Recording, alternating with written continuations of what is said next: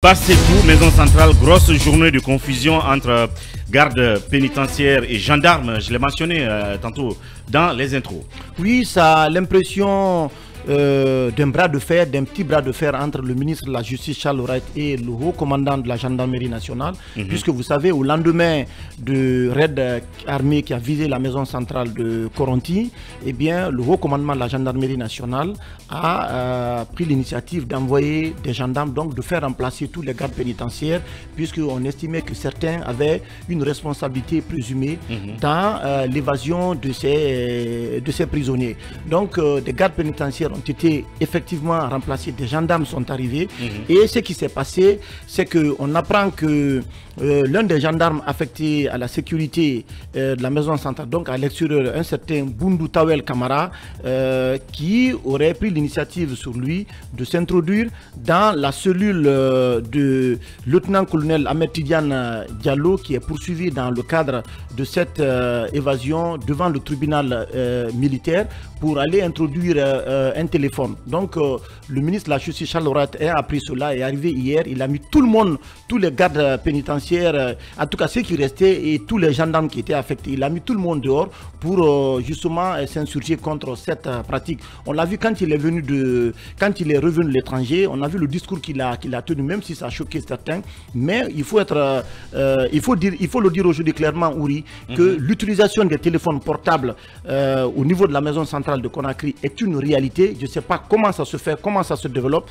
mais on allait un peu plus loin au-delà de ce communiqué pour tenter de savoir est-ce que l'acte qui a été pris par le ministre de la Justice est conforme à la loi ou pas. Il y a des juristes qui nous disent que c'est vrai que le ministre poursuit ce gendarme pour tentative de violation de secret de l'instruction notamment, mais la loi ne punit pas la tentative de violation de secret de l'instruction. C'est l'article 367 du code pénal qui le dit. L'article vise plutôt la violation ou la révélation du secret, mais pas la tentative. Et dans le communiqué qui a été fait par le ministre, on parle de tentative de violation du secret de l'instruction et tout cela. Donc il doit plutôt le poursuivre ou le faire poursuivre sur les faits d'introduction de téléphone. En fait, il faut que ça soit révélé, parce que ce gendarme, comme on le dit, n'a rien à faire avec l'enquête ou l'instruction. Donc, en fait, si on doit, comme hier Emmanuel l'évoquait hier,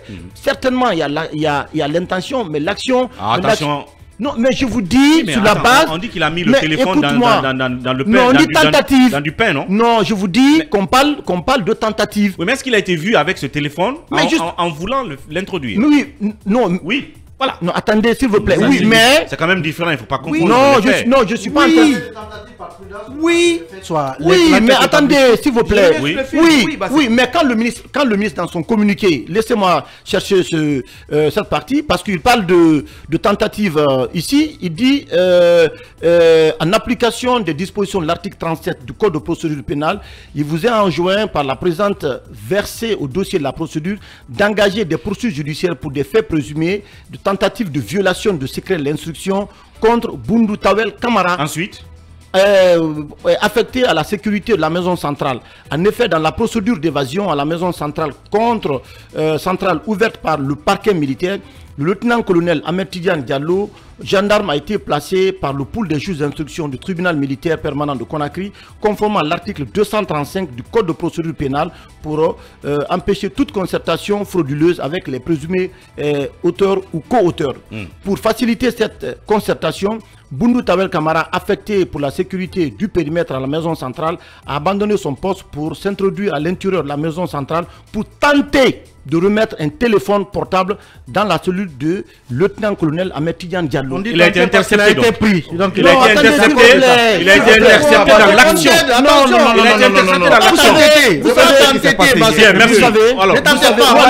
Pour terminer, ça devient une tentative. Oui, attendez, pour terminer. En fait, les mots ont leur place. Quand on parle de tentative et que les dispositions de l'article qui sont visées ne parlent pas de tentative, parlent plutôt... L'intention, c'est par rapport à l'instruction. Parle plutôt de violation du secret. pour le moment, de l'enquête. Les mots qui sont utilisés par le ministre ont leur place dans cette affaire. Ne prenez pas les mots au premier degré. Mais si, c'est important ce que je vous dis. C'est encore vraiment le même cas ici. Voilà, c'est aussi clair que ça. Moi, je suis contre l'utilisation des téléphones portables. Toute personne qui est citée dans cette affaire-là doit répondre à la loi. Bien, en tout cas, si c'est une initiative qui enfreint la procédure, mais puisqu'on parle de tentative et que la loi ne prévoit pas de tentative, il faut rester collé à la loi. Bien. Alors, il y a l'instruction, le secret de l'instruction dont parlent ces hommes de droit, mais il y a le fait qu'on l'a intercepté en train d'introduire le téléphone. Ça aussi, ça c'est quand même un fait. Ça aussi, il faut le prouver. On revient sur tout ça parce que Lincoln a bien de choses à raconter, tout un récit de ce qui s'est passé à la maison centrale et il va nous le livrer tout à l'heure derrière la pause. Ibrahima Lincoln Souma, on reste sur la maison centrale. Oui, le récit, ce qui s'est passé dans la journée d'hier. Ouri, la maison centrale était en ébullition hier. Ceux qui sont à Coronti et environnants ont entendu des slogans tels que Damaro 0, Bala 0, gendarmerie 0. Et vraiment, c'était des bruits hier pratiquement. Ceux qui sont à l'intérieur ont vu des femmes prévenues se déshabiller dans la cour. D'autres voulaient même grimper les murs tellement que la colère avait atteint en tout cas un niveau très avancé. Que s'est-il passé? Comme Basekou l'a dit, c'est un gendarme du nom de Bundu Kamara qui aurait tenté d'introduire le pain. Dans le pain se trouvait du chanvre indien et un téléphone.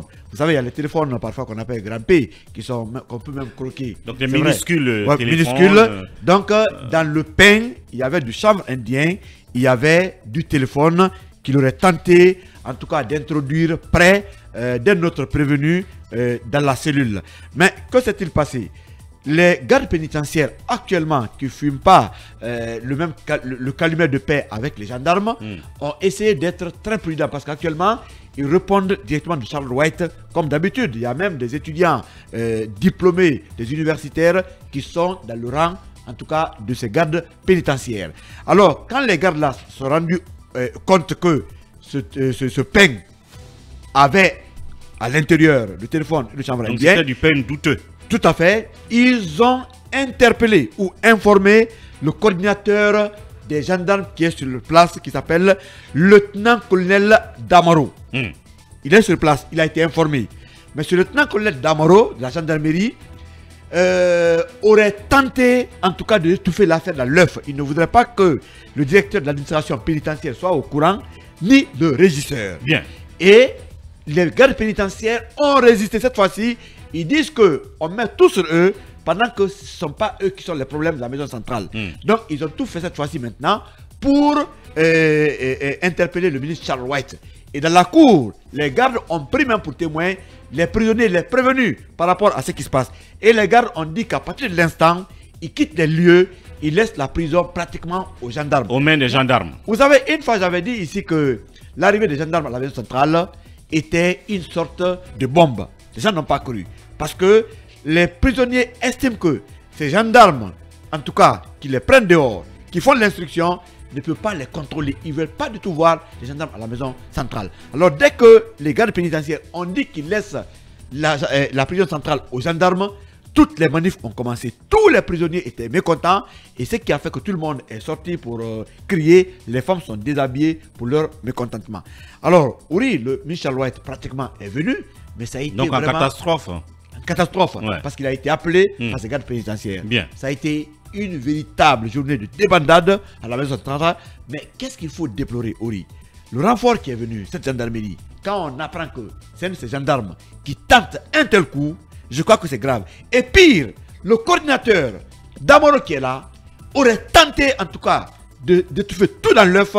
C'est pour dire que M. Bala et Samoura n'a pas eu raison sur Charles par rapport à la sécurité de la maison centrale. Donc voilà le si film on comptait sur les gendarmes pour mettre fin à toutes les tentatives d'introduction,